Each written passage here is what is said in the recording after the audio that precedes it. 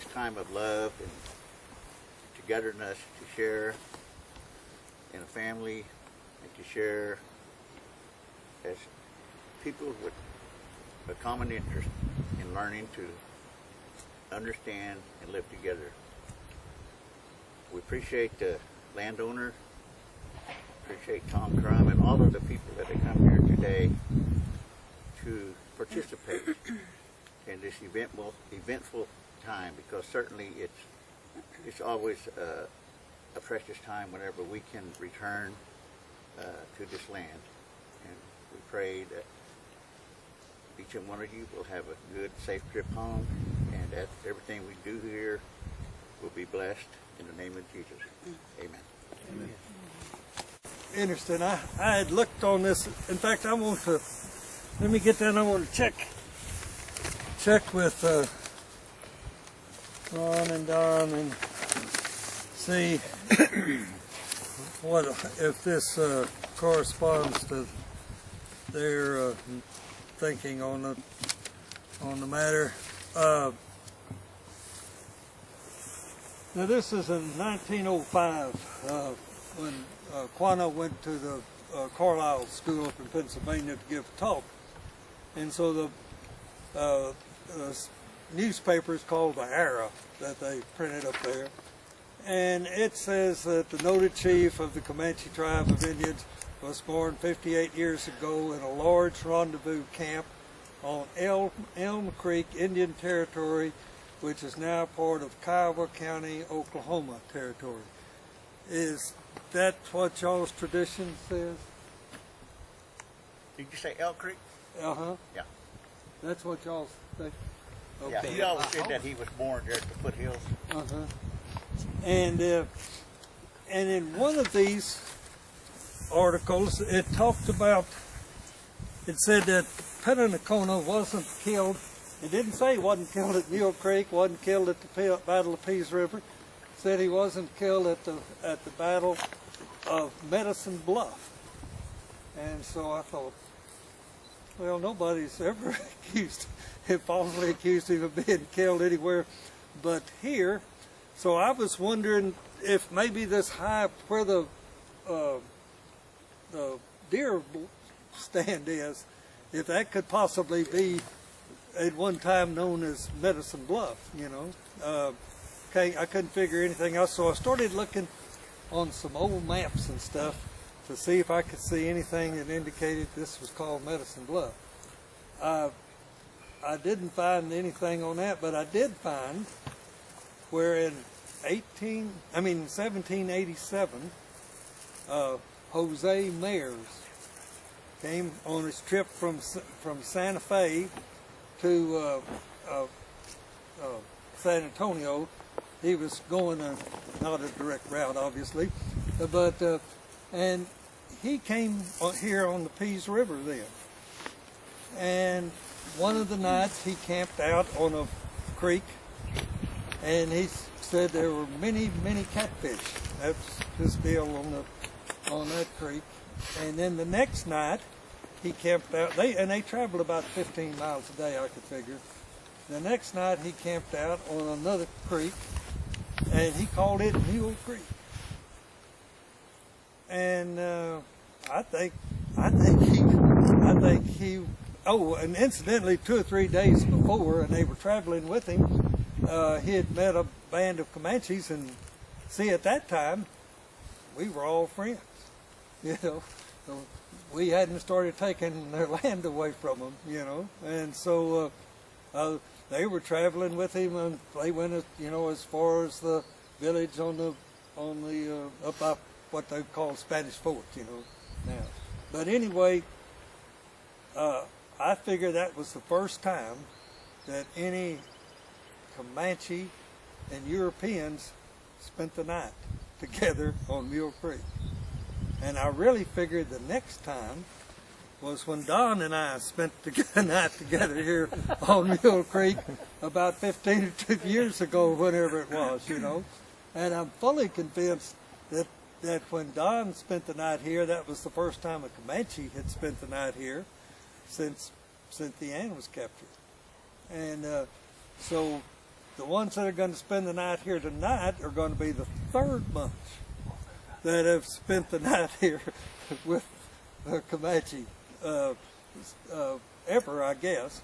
But another thing I was interested in, I thought, well, 1787, that's what was going on the East Coast. We were doing our Constitution, see. So I thought, well, I'm going to check. This was August the 18th through the 20th. That's when he was here at Mule Creek. And so on the 18th, incidentally, the 19th was Sunday. And he didn't travel on Sunday, and the Constitutional Convention didn't meet on Sunday. But on that Saturday before, Madison had a number of issues he wanted them to consider, and one of them was that the new federal government would have all of the right to deal with the Indians in both the United States and outside the United States. Well, that would be important to Quanah, eventually.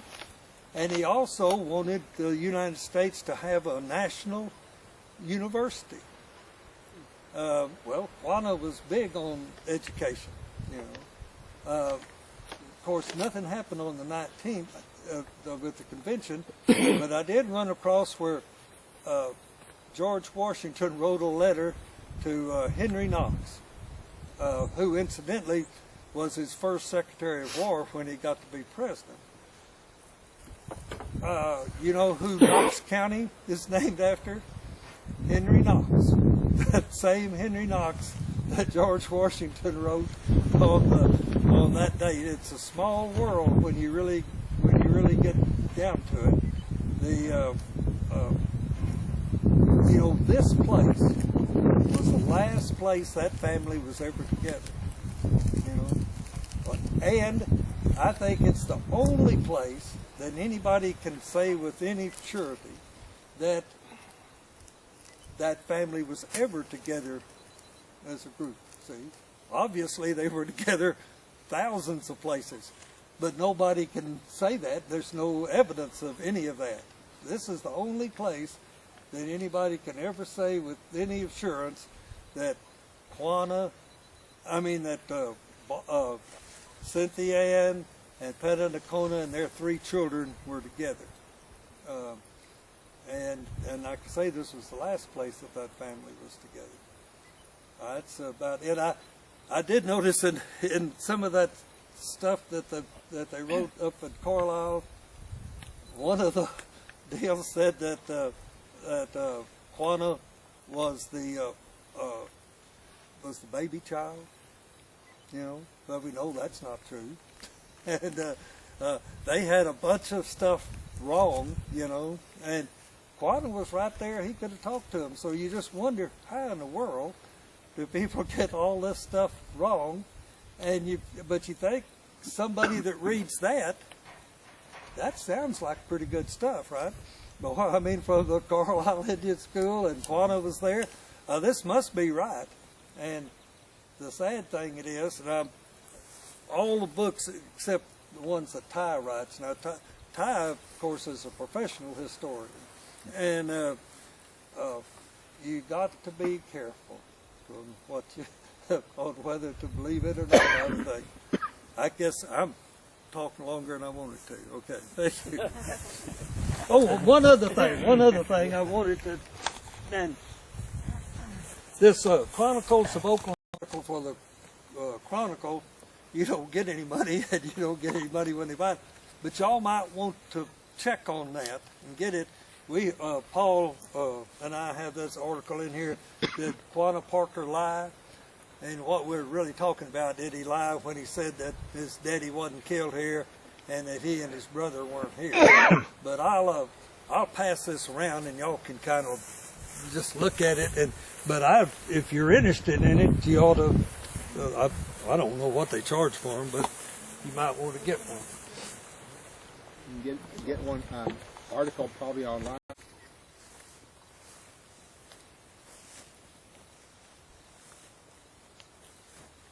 We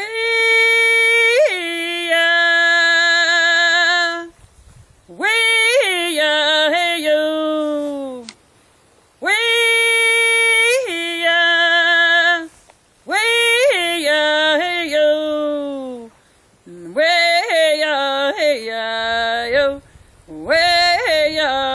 way, hey, ya, way, hey, ya, hey, ya, yo. Way, hey, ya, way, hey, ya, hey, ya, yo. Way, hey, ya, way, hey, ya, way, hey, ya, hey, ya, yo. Way, hey, ya, way, hey, ya, hey, yo. Way, hey, ya, way, hey, ya, hey, yo. Way, hey, ya, hey, ya, yo. Way, hey, ya, way, hey, ya, way, hey, ya, hey, ya, yo. Way, hey, ya, way, hey, ya, hey, ya, yo. Way, hey, ya, way, hey, ya, way, hey, ya, hey, ya, yo.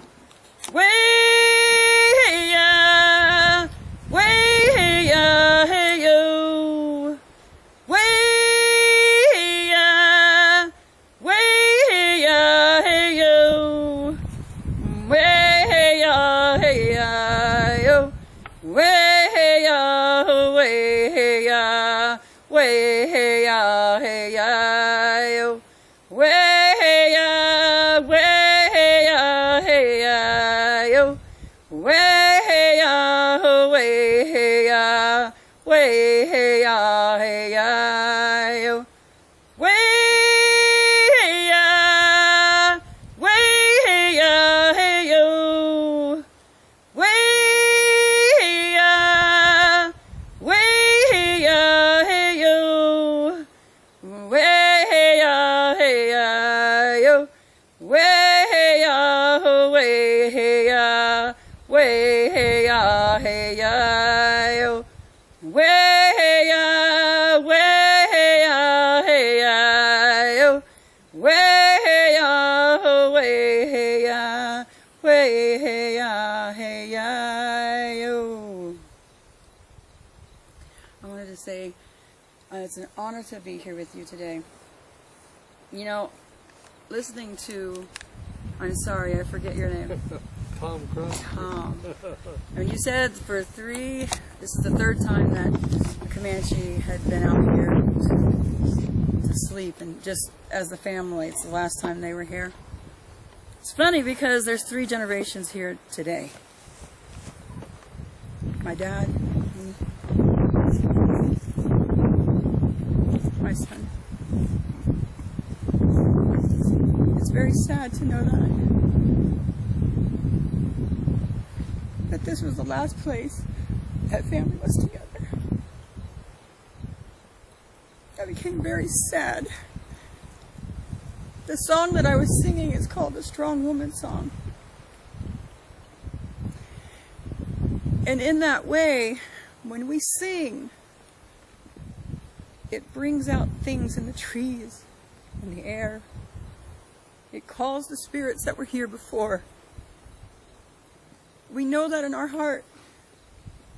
When we had nothing else but each other, the lodge, the song, cedar, the prayer, those things are long gone in a lot of ways.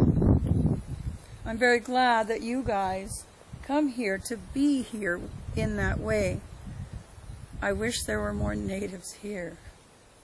I wish I could hear little children playing like there used to be. I think that's why I have a large family, because it's my own tribe. I have 7 children. They stair-step in age. We stopped drinking water because we didn't know what was going on. We no longer sleep in the same room. Don't touch me. But those children are the last line between us and our culture. Those little babies, all they know is this. They don't know drinking, carousing. They don't know poverty. They don't know, fatherless, motherless. We have an intact family. That's very, very scarce in the Native community. The only thing that brings me here is the fact that I can do this from my grandmother in honor of her. And those are big shoes to fill, knowing that she brought her kids along with her here. I bring my son with me, knowing that this was the last place that they sat around the campfire, sat on the buffalo robe, sat with their uncle, sat with their grandfather, sat singing these songs.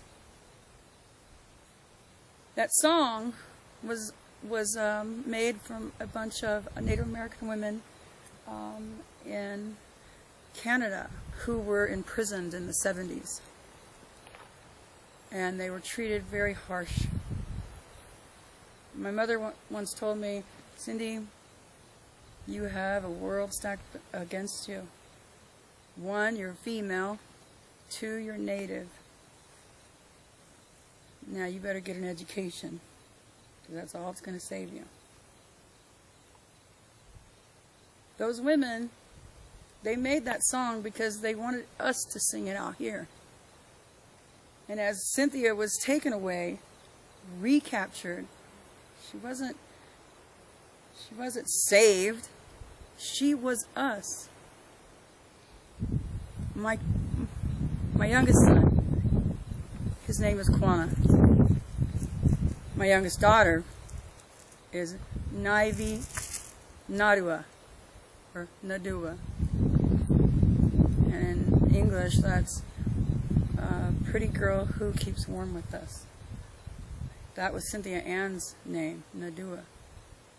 That was the name given to her. I don't know how ironic that is.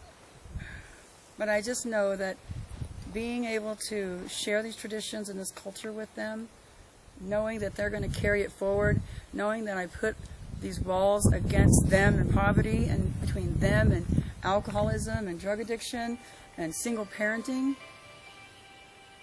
I've done my job and then some. I appreciate being here. I appreciate knowing that you guys are coming out here to do this every year. And if I get a chance to come back, I mean, welcome me back, I'll come. And I just wanted to see if Uncle wanted to say something.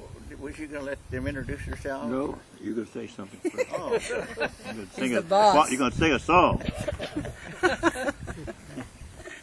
he's my panava. In other words, he's the boss man. Let me have that drum, baby.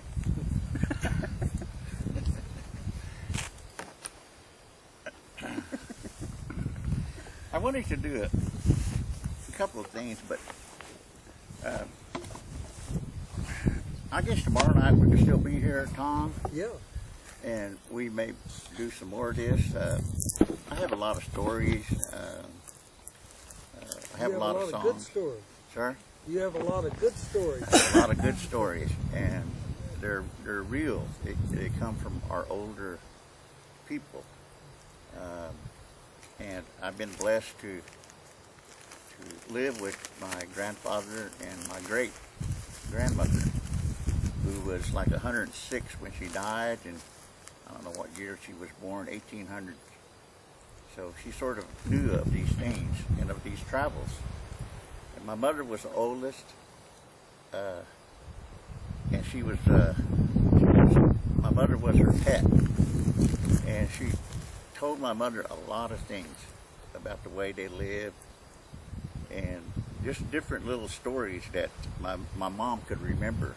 And I was fortunate to be one of her primary care providers during her last 6 years, and it's the most happiest time that I've had to be with my mom and my dad and to share in happiness.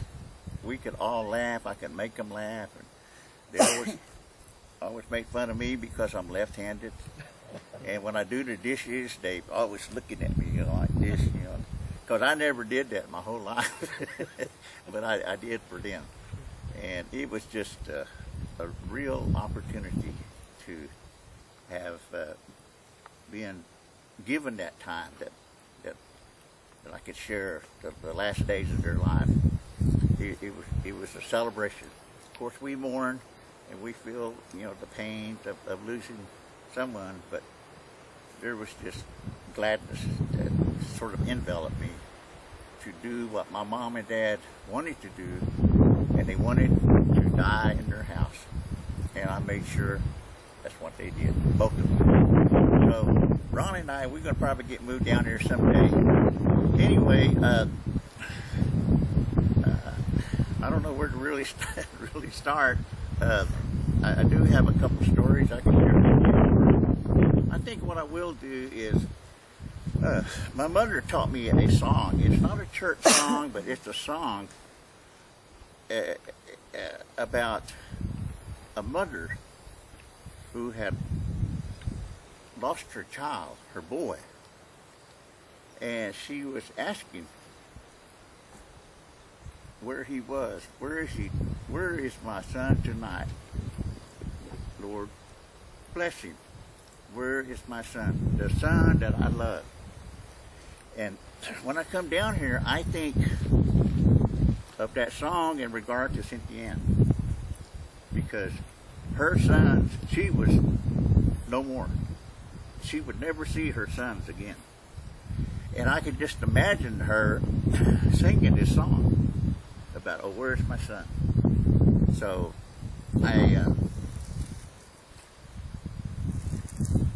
I'm gonna try to I'm gonna try to sing it. It gets pretty emotional for me, but I think that I can sing it through.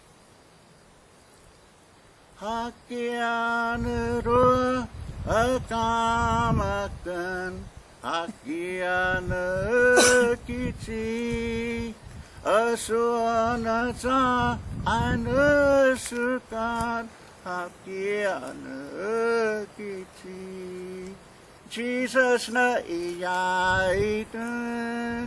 Jesus na iyaitan, asuanata anusukan hakiana kici, hakiana akamakan hakiana kici, asuanata anusukan hakiana kici. Jesus na iyaitan, Jesus na iyaitan, asuanata anusukan hakiana kici. We always felt sure that Cynthia Ann knew about Jesus. They were missionaries, and I think she was 9 years old when she was captured. And you just feel certain they can't lose hold of that teaching of Christ. And Mom always thought about this song, when a lot of boys would go overseas in the military, and their mothers would sing this song. But I just thought, Cynthia Ann could have sang that same song because her boys were no more. So, did you want to go on around, or you want me to? Are you through? For now. If you want me to be. I want you to sing the Quanah Parker song before you pick on up. Oh, okay. I may have to have some water. Oh, here's one. He's always bossy. I always have to ask him things. He's my elder, so I have to respect him.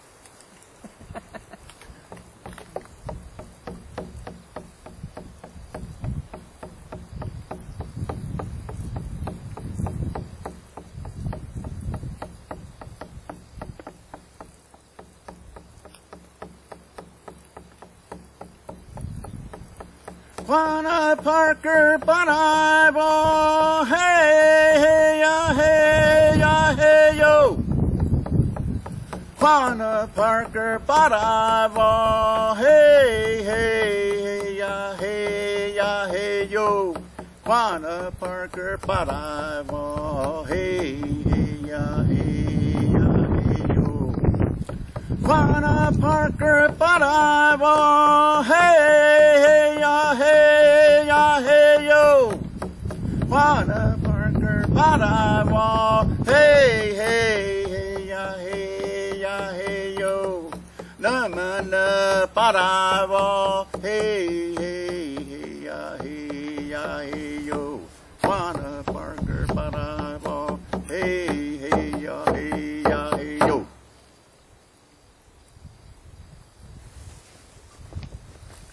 Someone that made that song for the family a few years ago, and it's we call it our family song, and so it's just saying Quanah Parker was our leader. Badawa, he was our boss, he was the leader, and then we put Numunu, which is leader of our people. Quanah Parker was the leader of our people, and he certainly was a magnificent man that did a lot of things for our people, and probably for mending the relationships where two cultures were struggling so hard at that time. He seemed to understand the need to get along, the need for education, for keeping his children in school, helping his people, and just domestic things, because those people came onto the reservation, they had no means of making a living. They didn't know anything because they was out here hunting buffalo and living with nature. So it's a good thing, but it's a very hard thing when you look at my niece and you look at me. You know, we're educated. We've taken that road and went through these colleges, and we, for myself, have been a successful person in my profession. And at the same time, these things, you try to hold on to it. And the best way I can describe that is that the American Indian is caught in the conflict between the demands of modern society and Indian traditional culture. And it's a very difficult road. When we share these things, we dress up to be our Indianness, and we feel good. Out here, there's nature.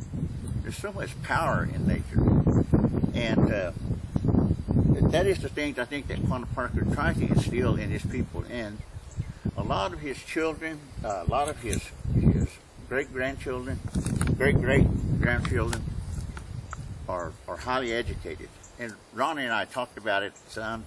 We're going to prepare a list of all of his, he has a lot of grandchildren, and list all of these people with degrees, because there's a lot of them that just went to school. So we thank Quanah Parker that he did teach us, and it was instilled in us as kids. And the other thing I can say about him is that when the missionaries wanted to build a church, he had the vision and the knowledge to know that that way was the way that our people were going to be taught in these churches. And he gave 160 acres so a mission could be built. And that's where we grew up in church. And we had a little school till we was about in the 5th or 6th grade. So we're thankful for that, because it's good teaching. And we just, no matter how wayward we get, how many dark places we go into, no matter how much we are flawed, you can always hold on to that value of knowing that there is a Creator, that there is a Savior, that there is a Redeemer. And we know too that all these things are also things that helped our people. And it's just a good time. It feels good out here to be with you folks, every one of you.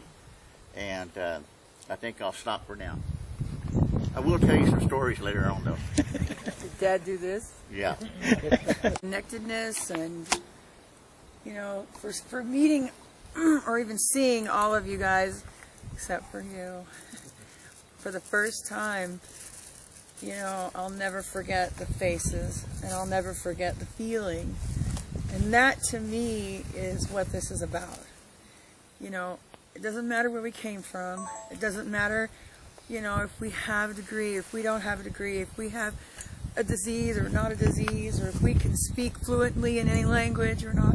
What matters to me is that I can look you in your eye, you can look me in mine, and every single one of you have come up in your own way and greeted me. Even if it's right now, there's been a couple of people that came right up and just shook my hand.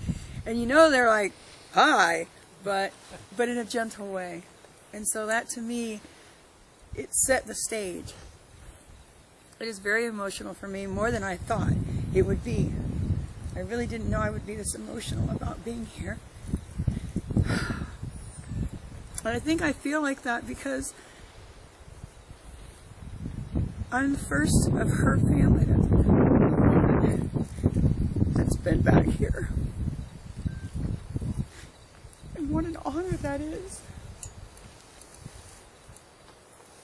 And I want to thank you for doing that.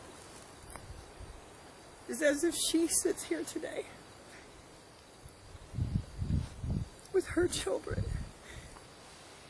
as we sit here. Me as his child, my child. That hasn't happened before. I'm going to sing a Comanche song. And my grandmother, she and I, you know, she was very, that woman, I tell you what, she was a spitfire. She had no problem telling you where you're going to go, when you're going to go, and how you're going to do it. Until the day she passed. You never crossed her, but she would love you like anything in this world. She loved her children, her grandchildren. We became very close because, you know, over the years, I wasn't allowed to really be in part of this part of my family. I got close with her after my mom had passed, and man, I would call her and I would be having the worst day of my life. I lived in San Francisco for a number of years, and you know, people with road rage and hitting those, you know, fast lanes, and I'm just going to sit back, kick back, I'm going to call my grandma, and we're just going to talk like you wouldn't believe. She loved that. I didn't know how much it meant to her to have that. When I got back, we'd always talk about, Grandma, we're going to go, she told me, she goes, Cindy, I want to do a peyote ceremony with you. And I said, a peyote ceremony? First thing I said to him, Grandma wants to have a peyote. Very devout Christian woman. Never went into sweat lodge, never went into a peyote, never picked up a drumstick, never took medicine. And she wants to go on a peyote meeting. I was like, okay, we're going to turn the way things are to something new. We ended up coming and living on the land that has been passed down, and you know, I was blessed to be there because it was the last place I thought I would end up, on the land that my actually my dad was born on that land. He was the only child out of her 13, right? 13 children that wasn't born in a hospital. He was born literally with coals and gunny sacks and was it a tent or a teepee? Tent. It was a tent, they said. I just happened to have been born on his birthday, so we have the same birthday. What I'm trying to get at is that I was a steward of the land there. I am today the steward of that land. And, you know, we built a sweat lodge in the back. And when we go back out there, brought you in, and we sit there, and it is amazing, the feeling. I mean, you can almost see people and spirits looking at you. The old people, you can feel it, you can hear it, you can smell the fire. You can, it's just an amazing part of being. And this is what this is reminding me of. And this is what you're part of. You feel your feet on the ground. You feel the breeze in your hair and on your skin. That is us. That's who we are. That's who we will be. That's who we will always be. You guys are sharing that, and I just want to say thank you for doing that. So this song, she made me roll up in front of the church. And it's really, she taught me. I was really kind of like, she was saying the words and I was kind of singing along with her. I didn't really know how to sing it very well. And then now it's my favorite song.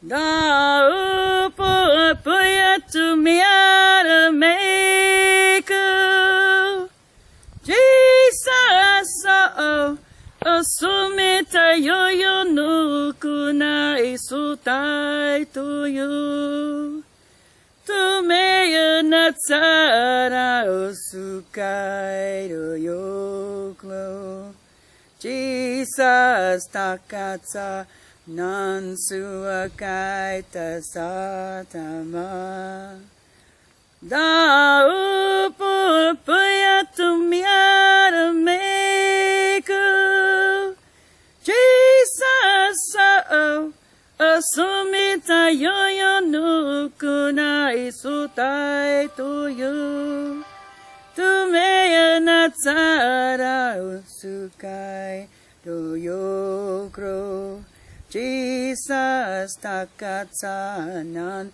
suakai tasataman da upuya to miara maker Jesus oh asumita yo no kunai sutai to you to me natsara sukai do yo kro Jesus takatsanan suakai tasatama da upuya to miara maker Jesus oh asumita yo no kunai sutai to you to me natsara usukai do yo kro Jesus takatsanan suakai tasatama. Thank you. It has been an honor, and I really want to go tomorrow to Medicine Mound. You know, it just occurred to me there are two people that are maybe the most two important people here who have not introduced themselves yet. Oh! Come here, grandson. Come here, son. Come over here. Owen? Oh. You're their worst nightmare, man. Carry it on. Most important guys here, yeah. You know it. This is my grandson, Jay, and what's your name? Owen? Hey, they're ball players. I can tell by looking at them. Look at their hats. We're happy to have them. My grandson decided to come at the last minute, so I was really happy he's with us. Thank you, grandson, for coming. Thank you for coming and being his partner. Thank you. Mr. Crumb, would you like to say something in closing? No, I've talked out. I like the Woman Strong song, but I was wanting my brother to sing with my daughter. Sounds like a direct. We talked about this in the car. All right, Cindy, start. I want my brother to sing. The reason was that it was cooler, and they had air conditioned, they had water coolers in those bunk cars so they could sleep during the heat of the day. They would come in the grocery store where I worked, and in them days you had to process the produce. You had to cut the head, the lettuce, you had to trim it, the cabbage, bananas come in a big stalk, oranges in 100-pound sacks, and we had to sort them. And if there was apple or an orange with a bad spot, you better not put it on the shelf if you want to keep your job. And at night, the lady that run the grocery store divided it up between the employees. Well, the Navajos would come by and they'd see me in this produce room because it didn't have glass windows. It had shutters that you just raised up, and then you dropped them down and stuck a bar in them at night so they could see me and talk to me. And they'd say, "Does your dad own this place?" "Well, how come you're in here working and them other kids are in the park playing ball?" And so I'd tell them the story. And while I was sorting that, if there was a bad apple, you know, just all you had to do was just cut one slice off. I'd toss them an apple or an orange. And so I learned at a real young age, it's real easy to give something away that's not yours. And they started bringing me fry bread, because every other week they hooked onto that car behind the passenger train and took them to Gallup. And when they come back, they'd have fry bread wrapped in a tin foil, and they said, "You put that in the oven and warm it up, put a little butter or honey on it." And I got addicted to fry bread. And as I got older and had a car, on the weekend that they were there, the Western store in Woodward was 20 miles, and they'd say, "If you'll take us over there to the Western store, we'll fill your car with gas when you get back." So I began to just really got to be good friends with them. When I got older, they said, "You need to come out and we'll show you around the res." So I done that. When I went to college, my first roommate in college just happened to be a Cheyenne from Hammond. And in the process, I met Ronnie because he and Ronnie knew one another. In fact, they formed a intramural basketball team, and they asked me if I wanted to play, and I said, "Sure." And we had an above average intramural basketball team in college. My instructions were, and they never ever told me this, but I figured it out: get the rebound, get it to somebody else, and get out of the way. Those guys were fast. And anyway, we developed a friendship. Donnie and I actually decided to go to Cameron, which was more agriculture college, more our kind of direction we wanted to take. All of us shot a lot of pool, which probably is the reason that we never graduated. But over the years, we've maintained contact. Victor Orange, my first roommate, lives in El Reno, and if I come through Oklahoma City, I'll call him. And I can stop and drink a cup of coffee. Last week, I come through on Sunday, and I said, "I got time for a cup of coffee." He said, "Which way you going?" I said, "West."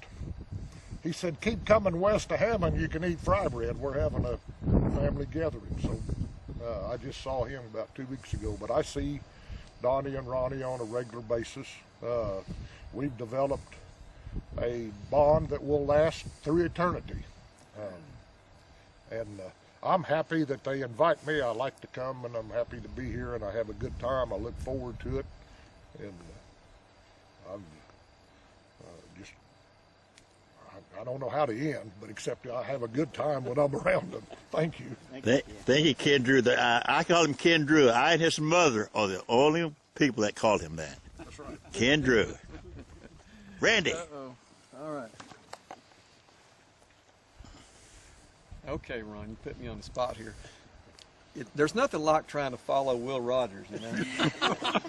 I certainly won't take that much time, but I want to thank Dr. Lowry for allowing us to do this. This is a great group of folks. This is actually the third time that I've been here at this site. The first time, Donnie, was when we had there was a very small group that came out for the 150th anniversary of the recapture, and my brother was here. And Ronnie and Donnie both knew my brother very well because they went on wheat harvest together, and my brother had a bad reputation for being a bad wheat truck driver because he turned one over in Nebraska.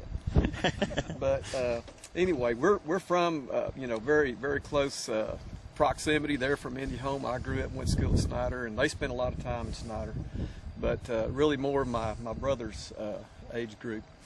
But I grew up there at Snyder. I went to school with some Comanches, and I loved them. They were great guys, the Coenas, and I haven't seen Brian in a long time. He was a good friend of mine, but I guess he's in Lawton now. But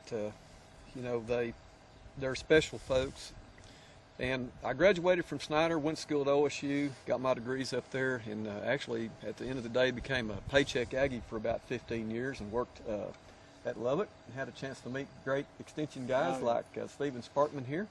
And, you know, I was running up and down the high plains of Texas, going to all these producer meetings. I did 1,000 grower meetings when I was out there at Lubbock in 14 years. And I was on the road all the time and, you know, doing 89 of these things a year and seeing all these historical markers. And I started, you know, I knew about that, but about the Indian Wars and what happened, and I knew about Quanah Parker and all that. But it took me a while for this to really kind of soak in, and I started talking to my brother about it because we would go camp out at the farm up there where I actually live right now. He would come down from Moore and I'd come out from Lubbock and we'd camp out there, kind of have a great time. We call them shoot 'em up weekends. We'd bring our guns and we'd, you know, tear up a bunch of clay pigeons and stuff. But he told me, he says, you know, I used to work with a lot of those Parker guys. He said, had a good time with them. And anyway, I was able to get my brother and Ron and Don together in 2009 or 10 for the first time since probably the 60s. And, man, they had a great time. But anyway, I just dove into reading about the history of Comanche and these people, these unique people called Comanches, and how, I don't know, they were just fantastic at living off the land. And if you've ever done much driving in the high plains of Texas, and you think about how they were able to easily traverse that tough region and project force across the Llano Estacado, you know, you'd have to know where the water was, first of all, and you couldn't forget it, because if you missed it, you were in deep trouble. And so I thought how amazing these people were able to live out there and not own a pump.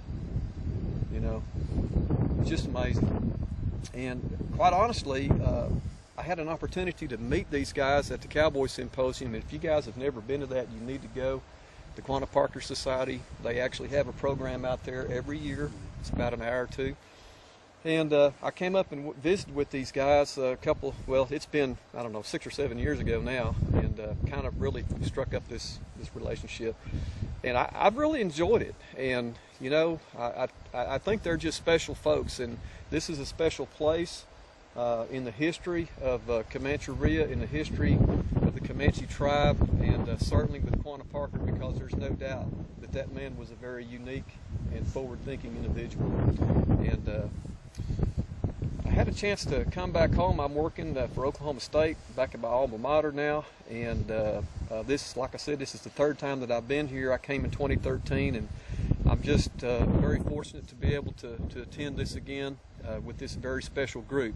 And I've read a lot of books, and I've read Tom's book and Paul Carlson's book, and I figured, I told Tom, I think at the meeting in 2013, that he probably was getting a lot of hate mail from Texans after that came out.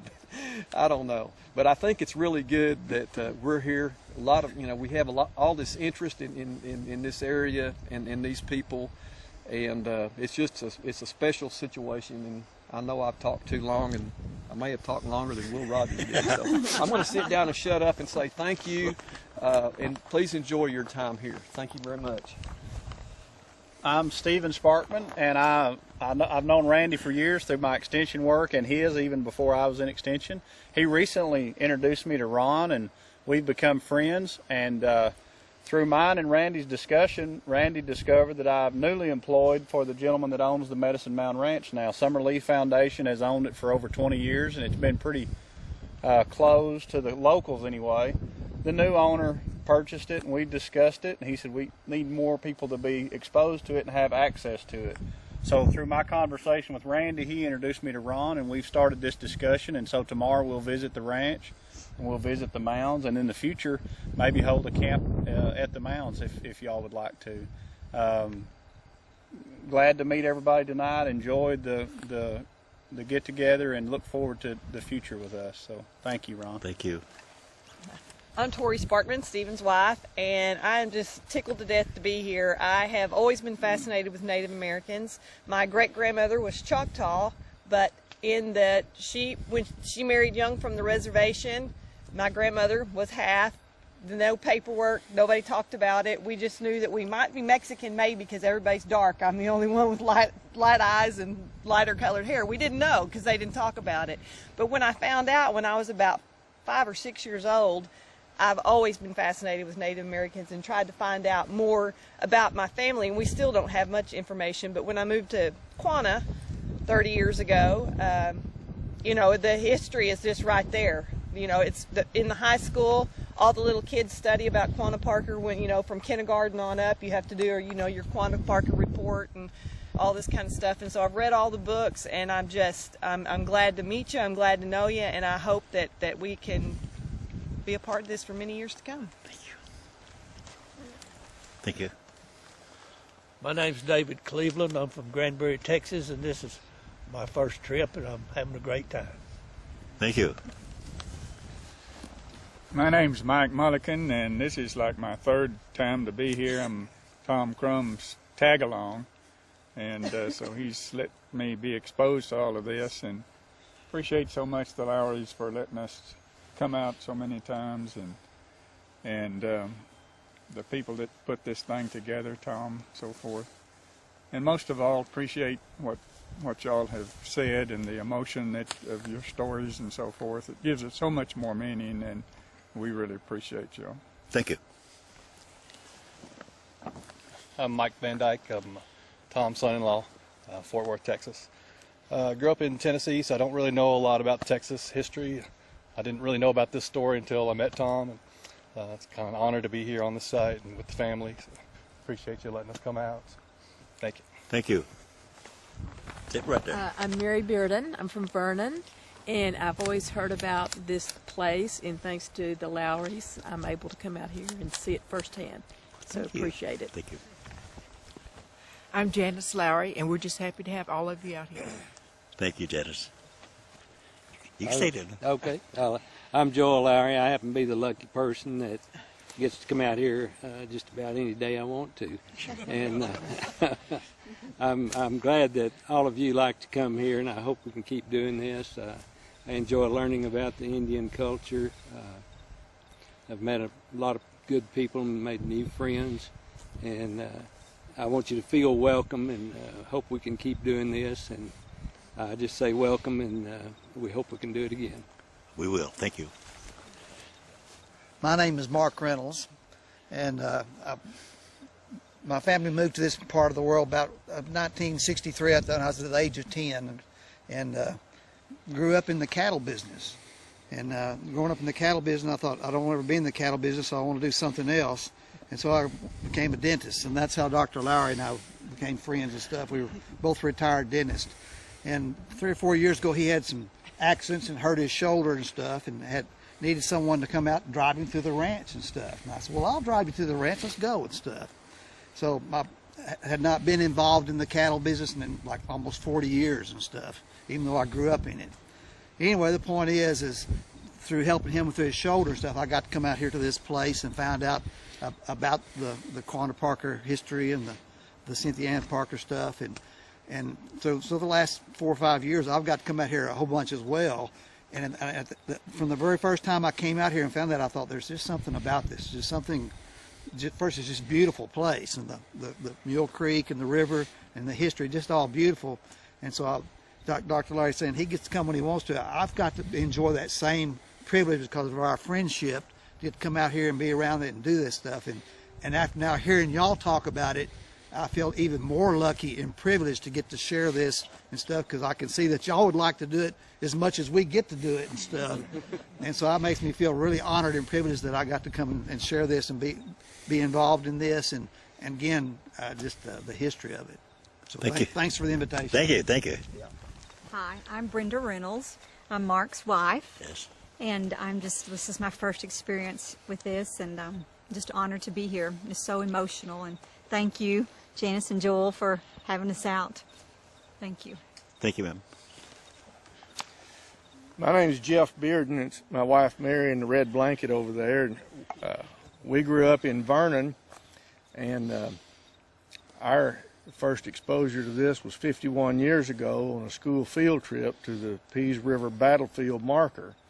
and I think we probably heard more legend than history. And I've always had a passion for history that culminated in a degree from Texas A&M, where I think we heard some legend there as it relates to this event. But have had a chance to, I think, study the real history the last few years, and got to come out with Mark last year when he was out here, and we walked the ground. And I want to say thanks to Joel and Janice for having us out here, and thanks to Judge Crum and the cooking crew for the fine dinner and all the hospitality and the dinner tonight. And as y'all have been talking, I thought, isn't it great that here where there was a clash of cultures a century ago, we have two cultures here together celebrating what I hope is our common heritage. You bet. Thank you. You bet. It's That's a good. privilege to be here. Very good. Very good. I'm Ty Cash, and I'm a historian. I teach at Sam Houston State University, and I like to think that Sam Houston is one of the few 19th century white guys who can still stand tall, and I'm proud of that. If there had been more 19th century white guys like Sam Houston, we would have done this many, many years ago. I'm a cultural historian, and I think that it's great that we have peoples of First Nations who are home now.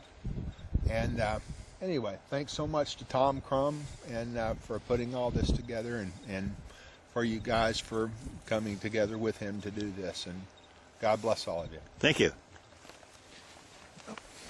Well, I'm Kurt Crum, and I'm Tom Crum's son, and I can't believe this is the first time I've been out here for this. I've missed it a few times because of family and work, and I'll never miss it again. Can't express how proud I am of my dad. He's a great 20th century and 21st century white guy who set the story straight, and from his curiosity and brilliant mind, he got it right. And I'm proud of him, and he showed me what a good father should be, and what a good historian is, and what a great attorney should be. And proud to be in his footsteps, and I'm proud that he got us all here today. Thank you. Kurt, thanks for leaving me with that.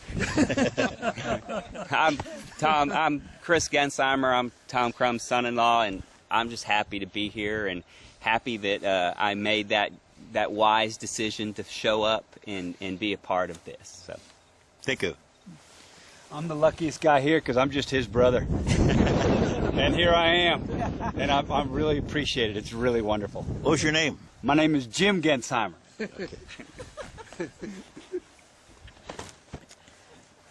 I'm Karen. I'm from Arlington, and I'm not much of a talker, but I wanted to say, Cindy, that song was beautiful. It was very beautiful. I first met Cindy and Ron when I drove out to Oklahoma to interview them for a story I was writing for the Fort Worth Weekly.